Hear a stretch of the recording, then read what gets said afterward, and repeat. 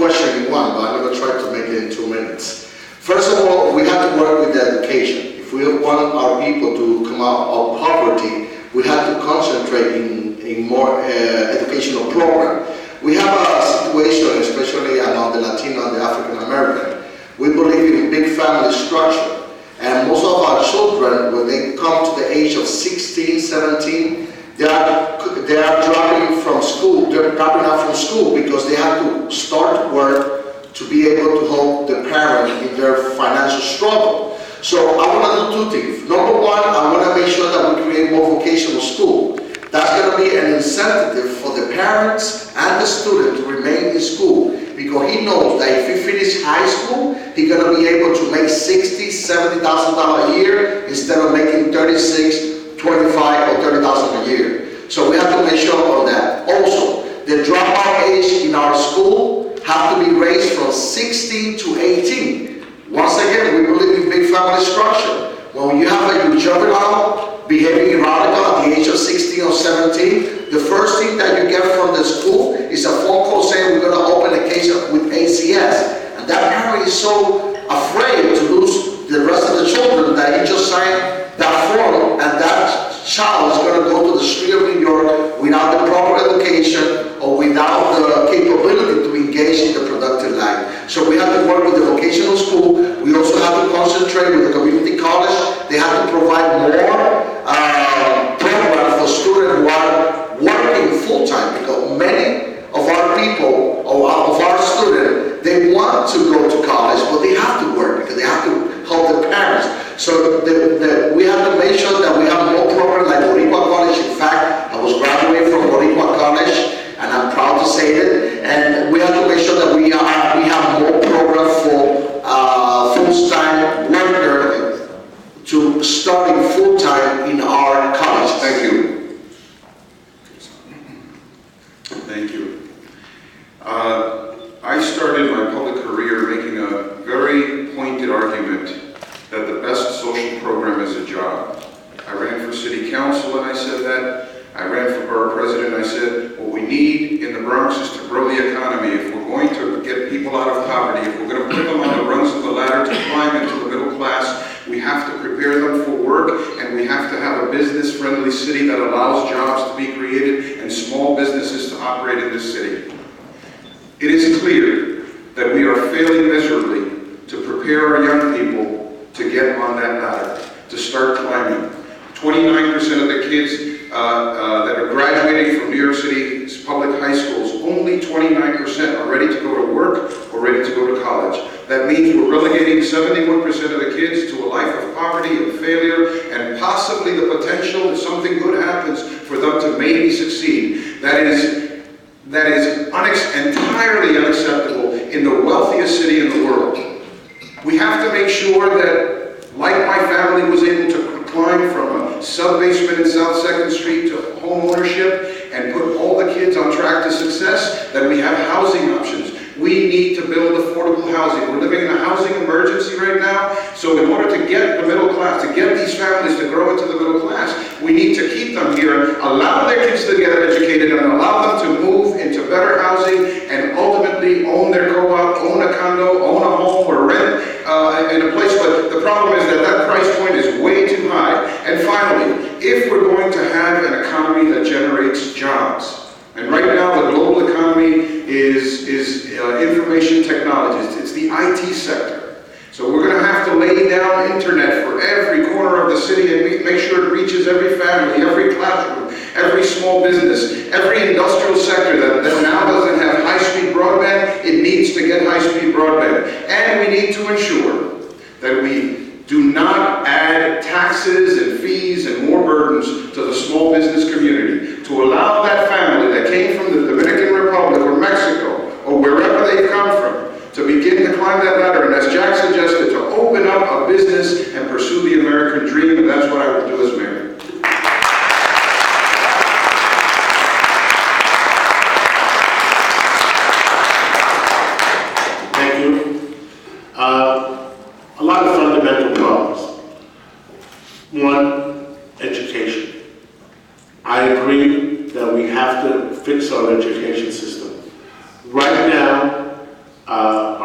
given academic courses and very few opportunities at trade courses.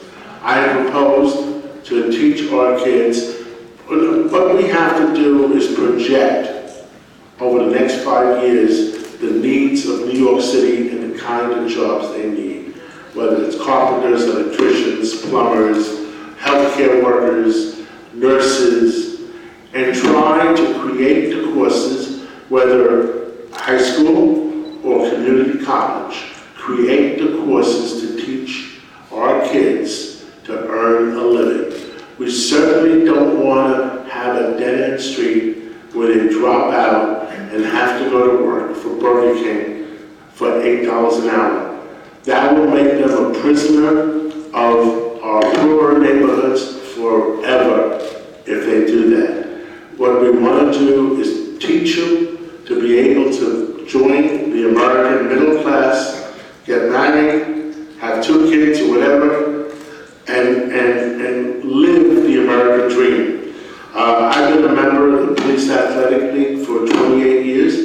We go into these poorer neighborhoods all the time trying to save lives, save kids. We can't save everybody, but we can save another 10%, another 20%, and that is important. You okay? Should we call 911? Call 911?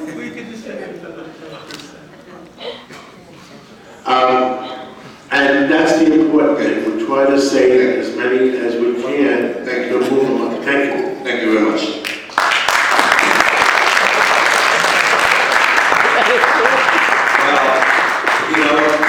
Since I'm in the business of people coming up to me and saying thank you for saving my life, I will this one time say that that is what I do, and I have been doing it for the past 25 years. I normally say to them that I didn't do it. I provided an opportunity for you, and you did the hard work, and you went out there every day, and you didn't do drugs, and you did what you were supposed to do, and now look at where you are. Because, ladies and gentlemen, work works. And for the past 25 years, I've been providing opportunity for people to do that. I never look at anybody like it's too late. And I never look at anybody like they can't be helped. Because there's not a human being on the face of the earth that won't take advantage of an opportunity if we give it to them. The problem is we're not giving it to them. We talk all around it. When I started this campaign a year ago, the unemployment rate was 9.5%. We've talked it down to 8.4%. But if you go to the Bronx, Adolfo will tell you what it is. It's over 16%. And then if you get to black and brown men, what do you think it is then? 25, 30%. And if you get to the disconnected youth that I talked about, 16 to 24 years old, that I want to save every one of, and that it's possible to save every one of, what do you think it is there? It's over 50%.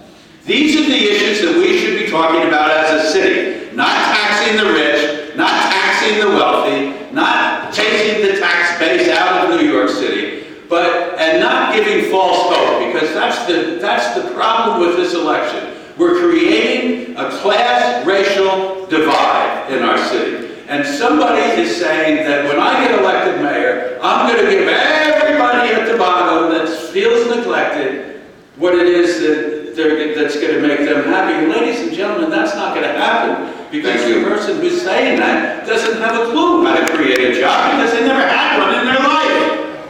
Thank you.